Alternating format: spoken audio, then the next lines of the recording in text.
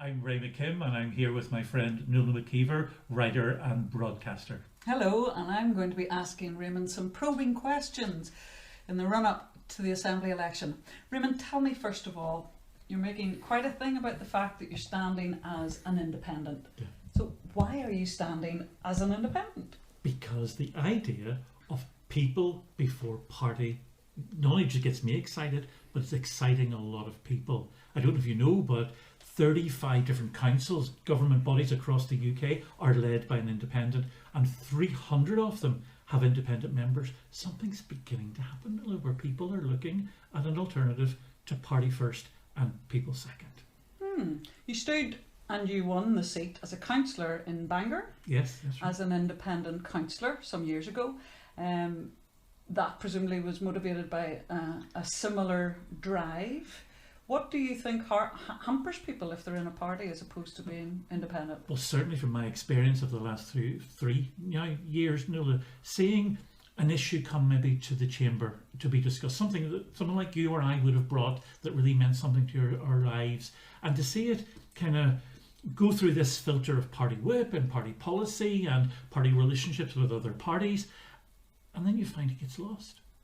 Suddenly the issue that was important to you, that your elected representative brought forward, no longer makes it to the point where it can create change for you because it got lost in the machinations of political parties. And I think we can do better than that. So you're saying roughly that a party has so many considerations that it cannot necessarily follow through directly from what the constituents want. The converse side of that, somebody might say, is okay, you stand as an independent, you can listen to anybody, you can take their concerns, you've no one to answer to as such, but there's only you. Yeah. Are you less powerful? Well, relationships are key to politics. You know, my relationship with my constituents, theirs with me, but also mine with other parties. And just to give you an example, just a couple of weeks ago, I was able to put together a cross-party petition as such to the government, to our local chamber, to say, you know, why don't we do this? Why don't we take this on? And it was talking about looking after those that are at risk at the present time. Because of the relationships that I've been able to build, and I think I'm good at that, I found a way to be able to bring them along with me. And when we came to the vote, boom, right across the board, it was brought over. So yeah, I get that, but I think I have the skills to build friendships and relationships, and that will be a key part of the work in any political chamber. Are you the guy that everybody likes then? No. but you talk. I know that you talk and you listen to everybody. Yes. And I think that's the thing, you know, and it's also being able to kind of see your peers in politics and being able to kind of build relationships by saying, well done, that was wonderful, can I support you in that? And then that gets reciprocated back to you. Now, there are times that I speak with people and I know that politically, broadly speaking, we're really far apart. But when it comes down to a particular issue, it's about me being able to share effectively with them the value of us working together.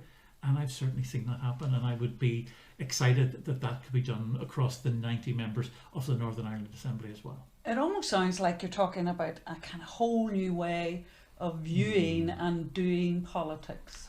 I couldn't have put it better. That's exactly how I see it, that we're tired. We're tired of party politics and the party wrangling and who's more right and who's more wrong and who's more orange and who's more green. Really, you know, when we started knocking doors, we said to people, look, if you want to talk about that dialogue, great. Could you please save it for the next person?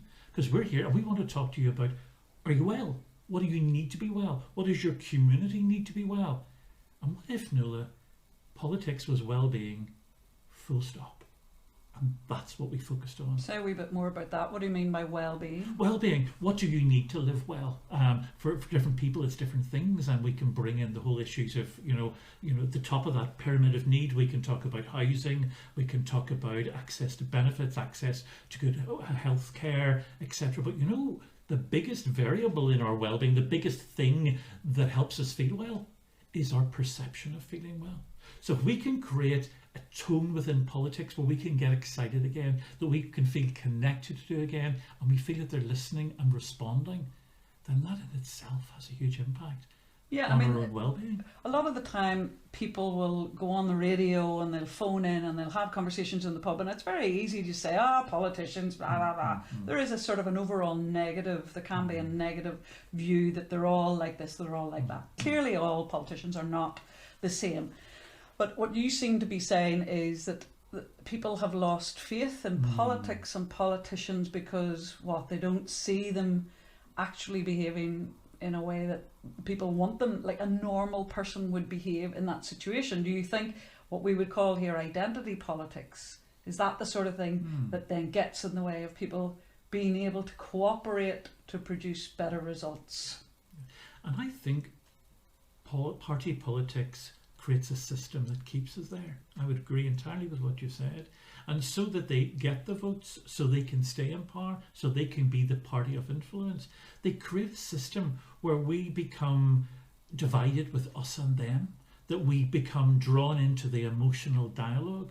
Sometimes if you were to peel that dialogue apart, you could find that there was very little that made any relevance to your life or my life on a daily basis. We're not really talking about the cost of living or heating bills or access to healthcare.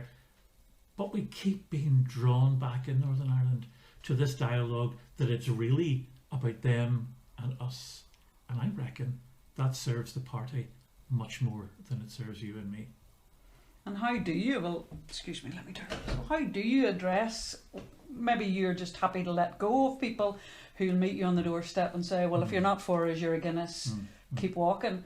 I mean, do you accept that there are some people for whom the way you're talking, it's just not going to appeal to them? Do you accept that? Or are you about trying to attract the people that you think might hear something different and be ready for something different here?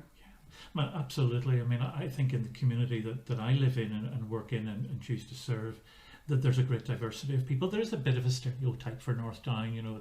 We're all sitting on our sunlighters in Cultra with our glass of Chardonnay of an evening. Don't knock it, Raymond. I've made a good living out of being one of those people. But anyway, carry on. But nevertheless, I'm sure you're also aware that we have areas of real complex need with great deprivation and poverty and a lack of access to relevant training and work.